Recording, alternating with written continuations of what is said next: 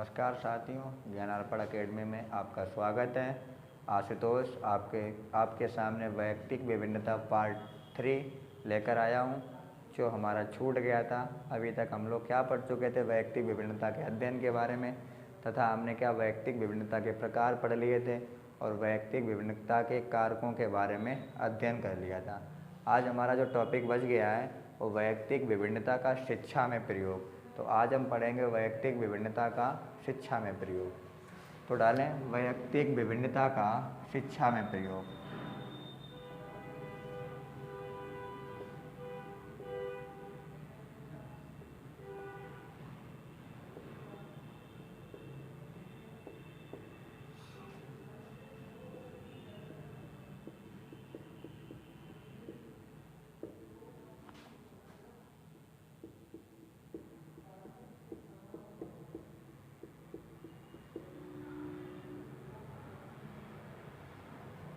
तो क्या वैयक्तिक विभिन्नता का शिक्षा में प्रयोग। पहला है हमारा कि छोटी कक्षा की संख्या की व्यवस्था।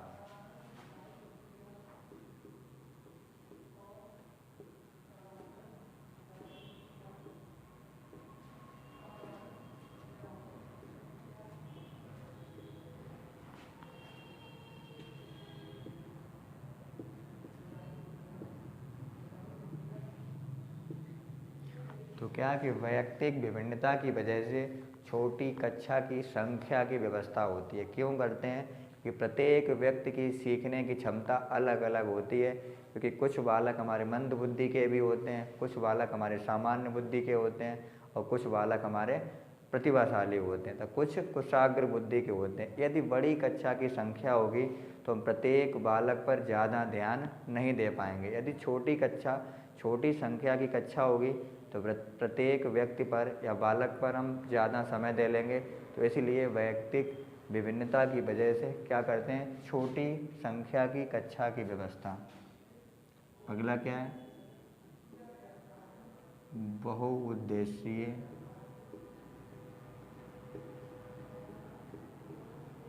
बहुउद्देशीय विद्यालय। तो बहुउद्देशीय विद्यालय की व्यवस्था हम लोग इसलिए करते हैं क्योंकि यदि एक ही उद्देश्य को लेकर कक्षा में शिक्षण कार्य किया जाएगा तो कक्षा में शिक्षण कार्य सुचारू रूप से नहीं हो सकता। क्योंकि किसी बच्चे का उद्देश्य कुछ होता है, किसी को आर्मी में जाना है, किसी को पुलिस में जाना है, किसी को शिक्षक लाइन में जाना है, या किसी व्यक्ति को बिजनेस करना है। तो क्या सभी का उद्देश्य अलग अलग होता है। उन्हीं उद्देश्यों को लेकर क्या करते हैं हम लोग, शिक्षण कार्य करते हैं। अगला, बहुस्तरीय पाठ्यक्रम।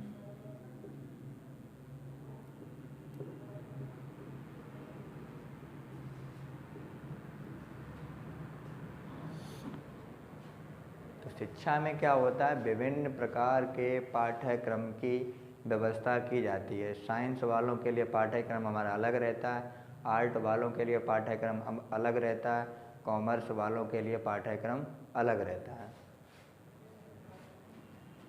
अगला हमारा विविध शिक्षण विधियों का प्रयोग।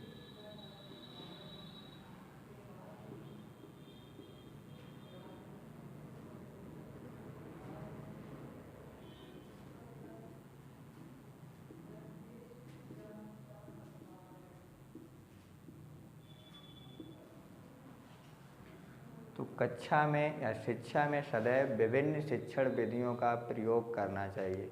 यदि आप एक ही शिक्षण विधि का प्रयोग करेंगे तो कक्षा में नीरसता आएगी, क्योंकि हो सकता है कि जिस आप शिक्षण विधि का प्रयोग कर रहे हैं वो विधि सिर्फ सामान्य बालकों के लिए है, तो आपका कक्षा में प्रतिभाशाली बालक और मंद बुद्धि के बालकों में क्या आएगी, नीरसता आएगी। इसलिए हमें कक्षा में विभिन्न शिक्षण विधियों का प्रयोग करना चाहिए।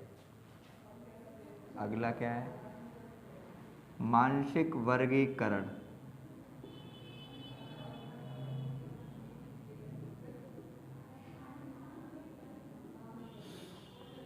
तो हमें क्या कि कक्षा में मानसिक वर्गीकरण करना, अर्थात बच्चों को, सामान्य बच्चों को, प्रतिभाशाली बच्चों को और मंद बुद्धि के बच्चों पर अलग अलग बना लेना चाहिए तथा हमें किस ग्रुप पर कितना ध्यान देना है, प्रतिभाशाली को हमें क्या देना है, मंद बुद्धि को हमें क्या देना है, सामान्य बालकों को क्या देना है। तो हमें क्या करना है कि ऐसे वर्गीकरण करना है मानसिक बुद्धि के आधार पर।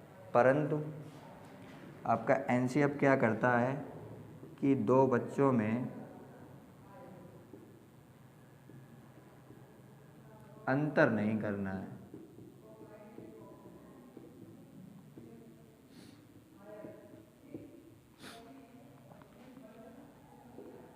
अगला है हमारा विविध मूल्यांकन तकनीक।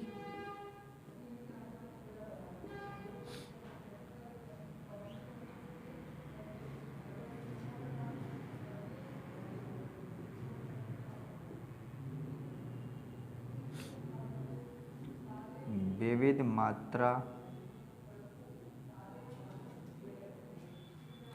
मात्रा या स्तर पर गृह कार्य।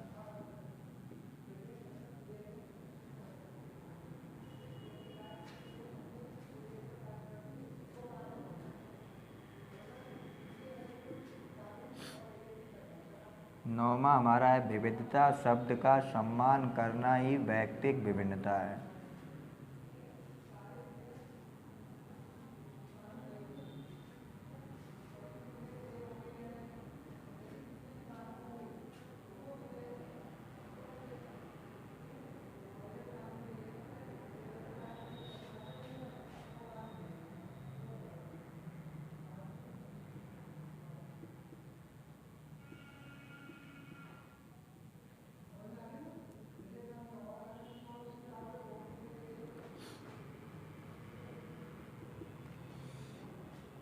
तो वैयक्तिक विभिन्नता का शिक्षा में प्रयोग पहला क्या है कि छोटी कक्षा की संख्या की व्यवस्था, बहुउद्देशीय विद्यालय, बहुस्तरीय पाठ्यक्रम की व्यवस्था, विविध शिक्षण विधियों का प्रयोग, मानसिक वर्गीकरण करना, दो बालकों या बच्चों में अंतर नहीं करना है, विविध मूल्यांकन तकनीक को अपनाना है, विविध मात्रा या स्तर पर बालकों को गृह कार्य देना है तथा विविधता शब्द का सम्मान करना ही वैयक्तिक विभिन्नता कहलाता है। क्योंकि एनसीएफ 2005 हमारा ये कहता है कि किसी भी कक्षा या किसी भी समाज में विविधता को सम्मान देना ही क्या कहलाता है, वैयक्तिक विभिन्नता कहलाता है। तो उम्मीद करता हूँ यह टॉपिक आपको समझ में आया होगा। तो वैयक्तिक विभिन्नता का चैप्टर आपका यहीं पर समाप्त होता है। आगे हम लोग लेकर आएंगे आपका वंशानुक्रम एवं वातावरण। तो उम्मीद करता हूँ आपको ये चीज़ें समझ में आई होंगी और आप लोग हमारे साथ जुड़े रहें लगातार। जल्द से जल्द आपको वंशानुक्रम एवं वातावरण का टॉपिक लाया जाएगा। नमस्कार साथियों, मिलते हैं फिर।